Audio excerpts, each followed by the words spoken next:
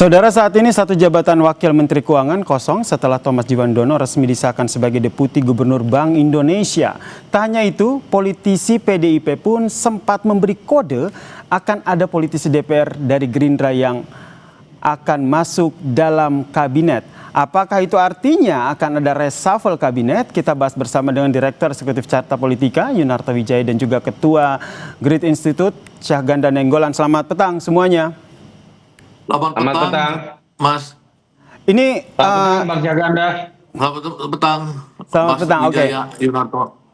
Mas Toto, jelas ya suara saya ya. Saya mau ke Mas Toto dulu nih sebagai analis politik juga dari Carta Politika begitu. Ini kan posisi Wamenkyu masih kosong di saat yang bersamaan ada isu adanya reshuffle. Meskipun sudah dibantah oleh Utut Adianto bahwa ini hanya guyonan. Dari Anda sendiri membacanya akan seperti apa ini? Yang pasti nggak bisa kita tebak-tebakan ya mengenai apa isi hati Presiden. Tapi memang isunya memang sudah sedemikian santer. Dan kalau yang bisa ditanya ke pengamat, lebih mudah menerka tanggal berapa reshuffle dilakukan apabila terjadi. Karena ada pola nih, ini setengah bercanda, setengah serius nih, Mas Yasir.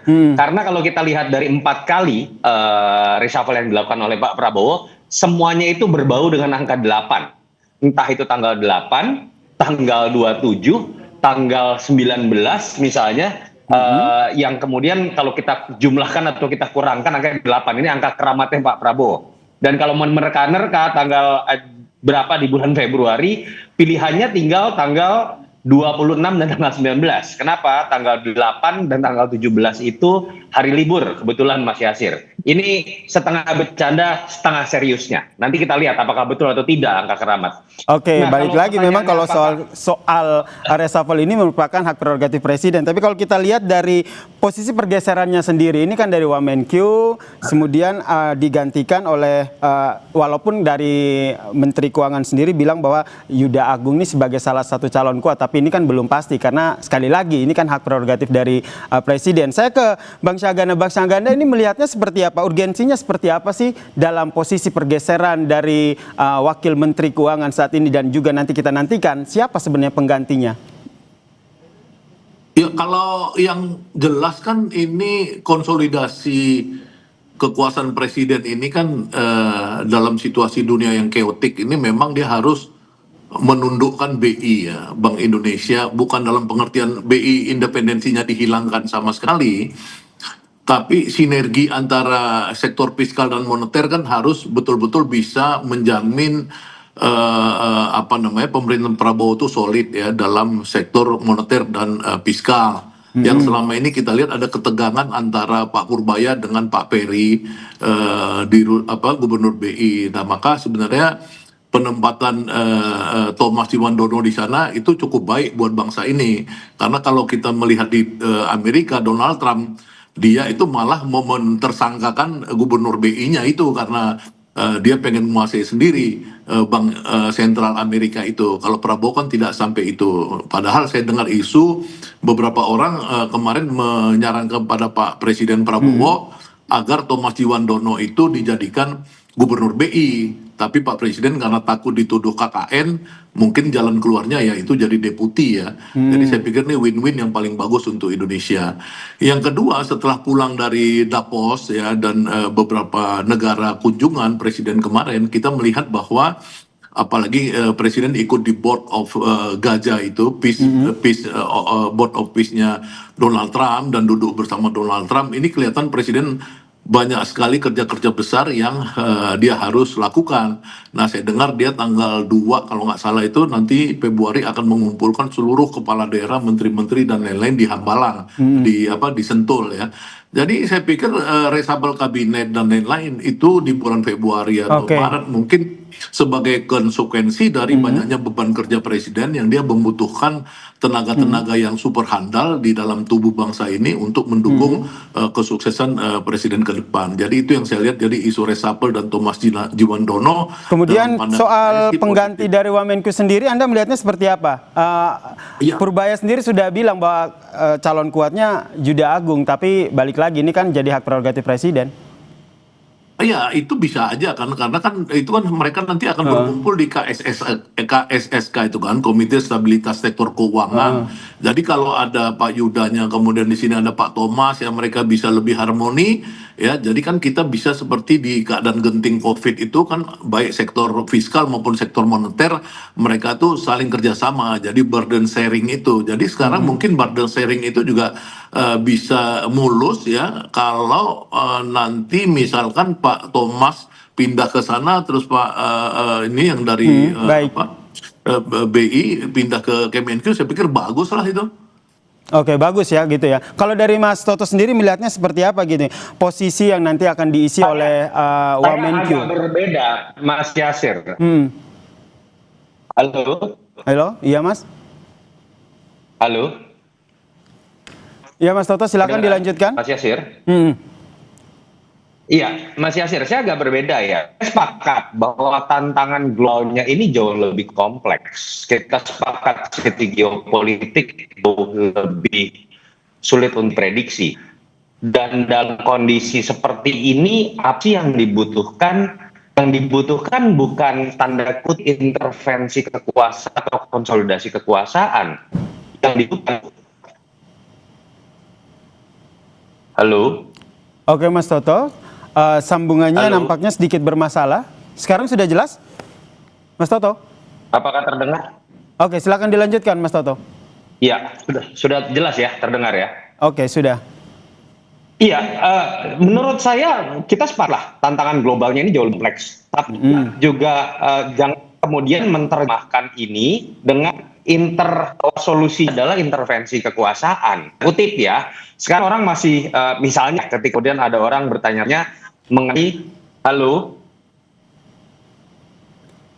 Oke, kita mohon Mas Toto diperbaiki dulu sambungan Zoom-nya. Nanti kita akan nyambung lagi ke Mas Toto. Saya ke Mas Bang Syaganda tadi. Ternyata Mas Toto tidak sepakat terkait dengan intervensi ini.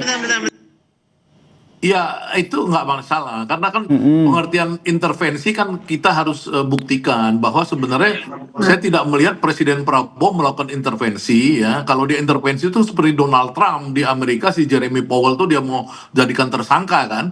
Nah kalau ini kan enggak, dia itu kan menyerahkan akhirnya bahwa Bank Indonesia, DPR sendiri yang memproses Thomas Jiwandono sebagai deputi gubernur. Jadi bukan karena dia intervensi, ya bahwa dia tentu berpikir perlu ada harmoni ya di antara suasana kegentingan ini. Itu kita jangan terlalu kaku karena seluruh dunia sekarang juga bingung. Ya dulu mazhab lama, global order lama, ya itu kan sekarang dikacaukan oleh Donald Trump. Ya kalau dulu istilah independensi Bank Sentral Amerika yang tidak bisa digugat oleh seluruh presiden Amerika misalkan, itu kan sudah dikacaukan sendiri oleh Donald Trump. Ya di negara-negara lain, bahkan Donald Trump sendiri tidak percaya pada PBB, sekarang dia buat sendiri peacekeeping board of peace gitu dan lain-lain. Nah ini kita harus menyesuaikan diri pada kekacauan dunia. Nah dalam dunia yang kacau ini tentu presiden harus konsolidasi. Nah, konsolidasi bukan berarti intervensi, tapi konsolidasi bisa mendorong agar misalkan jangan sampai misalkan kita itu defisit fiskal kita jebol. Oke, ya, itu yang menjadi salah satu alasan yang menurut Anda akhirnya adanya pergeseran dari Wamenkyu ini ya. Mas Toto sudah kembali join, silakan dilanjutkan tadi. Terdengar ya? Sekarang simpel aja sih. Katakanlah kita percaya niat baik Pak Prabowo ya dalam konteks untuk membuat sinkronisasi lebih baik antara moneter dengan fiskal. Tapi kan kita tahu bagaimana tafsir orang akan berbeda, Mas Yasir, ketika ini adalah ponakan Pak Prabowo. Sama seperti kita berbicara mengenai kontroversi Mas Gibran, secara de jure tidak masalah menjadi seorang wapres. Tapi tafsir ketika ini adalah seorang anak mantan presiden, itu yang membuat kemudian persepsi menjadi berbeda. Dan terbukti secara empiris kemarin sempat ada goncangan. Pertanyaan mengenai ketika kemudian dipilih nama Mas Thomas, kita tahu sebetulnya mumpuni, tapi kemudian market meresponnya agak negatif dengan turunnya rupiah ketika sebetulnya dolar sedang melemah. terhadap hampir semua mata uang kecuali rupiah kalau kita bicara di Asia. Nah, ini yang saya pikir mungkin harus lebih dijaga secara berhati-hati. Ketika konsolidasi kekuasaan ini sedang ingin dilakukan oleh presiden, baik dalam konteks reshuffle, baik dalam konteks kemudian memilih deputi gubernur BI, ada hal-hal yang secara etika seharusnya dilihat untuk membangun persepsi yang lebih baik. Apalagi kalau kita tadi baca berita di Kompas, isunya nih ya, Mas Yasir, saya nggak tahu. Kalau kemudian misalnya betul Menlu Sugiono akan digantikan oleh ponakan Pak Prabowo yang lain, Mas Budi Jiwandono, mungkin beliau sanggup dengan latar belakang, dengan sekarang Wakil Ketua Komisi 1, tapi image bahwa seakan-akan ada sisi kronisme, ada sisi konsolidasi kekuasaan yang terpusat pada keluarganya sendiri atau lingkaran kekuasaannya, itu juga bukan hal yang dalam konteks negara demokrasi. Bang Saganda juga melihat hal yang sama, karena sekali lagi ya ini masih berupa isu begitu dan sudah. Silakan Bang Saganda. Kalau membandingkan Thomas Jiwandono dengan tadi Gibran ya kacau juga kita nih. Kita harus rasional dikit dong, akal sehat. Thomas Jiwandono ini sekolahnya kan sekolah tinggi. Nah, ini kita bukan bicara latar belakang, Bang Syaganda. Ya, maksudnya gini, kalau kita bicara kode etik dalam demokrasi, nggak bisa kita bicara latar belakang. Maksudnya gini, orang itu kan ada kualifikasi kepantasan. Jadi kalau seorang Wamenq itu sebenarnya Wamenq itu nggak kalah tingginya dengan deputi gubernur BI ya, artinya secara status sosial, jabatan, ketingkatan gitu ya. Beda dengan Gibran yang misalkan wali kota Solo naik jadi wakil presiden, nah itu lompatannya itu membingungkan semua pihak. Jadi kalau saya sih sebenarnya ada orang bilang ada unsur KKN, yang bisa jadi ada unsur KKN, tapi bahwa ini ada sebuah kepantasan, akal sehat, bahwa ini pantas dalam rangka menjaga negara ini aman utuh, ini kemudian sedikit dipertukarkan ya, yang dari deputi BI pindah ke Kemenq, dari Kemenq pindah kemari, itu tidak membuat kekacauan kan. Jadi sebenarnya Wamenq pindah jadi deputi itu mungkin ya nggak ada juga kenaikan pangkat di situ. Atau bisa dilihat sebagai sebuah konsolidasi kekuatan, Bang Saganda. Iya, negara kita perlu konsolidasi supaya ini kegoncangan ekonomi jangan terjadi di antara situasi dunia yang nggak pasti. Nah, mudah-mudahan dengan akrabnya nanti BI dan Kementerian Keuangan, jadi antara fiskal dan moneter ini tidak rebut-rebutan untuk menguasai permainan perekonomian, gitu. Ini kan yang ditakutkan selama ini kan gitu, ada benturan-benturan kencang antara Purbaya yang ingin juga masuk melakukan satu pengaruh terhadap moneter ketika dia memutarkan uang 200 triliun. Dia tarik dari BI, dia putar ke market ya, antara BI yang ingin terus menahan agar dia mengontrol moneter, tidak menyerahkannya kepada orang fiskal. Nah, mudah-mudahan dengan adanya pertukaran ini ada harmoni. Nah, bangsa kita ini kan bangsa harmoni. Kalau Mas Toto sendiri melihatnya lebih ke konsolidasi kekuatan atau seperti apa? Pertama, tafsir mengenai misalnya adanya konflik antara Pak Purbaya dengan BI, menurut saya juga itu kan debatable ya. Contoh ketika berbicara mengenai penempatan dana yang diparkir di BI 200 triliun terbukti gagal loh. Ada tafsir yang mengatakan bahwa kemudian memang bank tidak menyalurkan sebagaimana mestinya. Tapi ada juga yang mengatakan ini kebijakan yang dari awal sudah salah ketika kemudian problemnya memang di demand bukan di supply. Tapi poin saya adalah, Mas Yasir, saya berharap sekali Pak Prabowo ketika menyadari tantangannya adalah sesuatu yang bersifat global, kata kuncinya konsolidasi kekuasaan itu harus dilakukan berdasarkan asas merit yang saya harapkan itu tidak hanya didasarkan pada kedekatan. Yang kedua adalah ketika kita berbicara mengenai reshuffle, saya berharap juga Pak Prabowo ada perbaikan besar dalam konteks menempatkan kapabilitas jauh lebih besar dibandingkan pertimbangan koalisi. Kenapa ada kekhawatiran itu, Mas Toto? Apa yang menjadi latar belakangnya? Pembentukan kabinet, ini kabinet terbesar sepanjang sejarah setelah Orde Lama, Mas Yasir. Kenapa? Karena yang namanya jumlah parpol yang ditampung banyak sekali. Jumlah wamen terbesar juga sepanjang sejarah. Karena koalisinya besar sekali.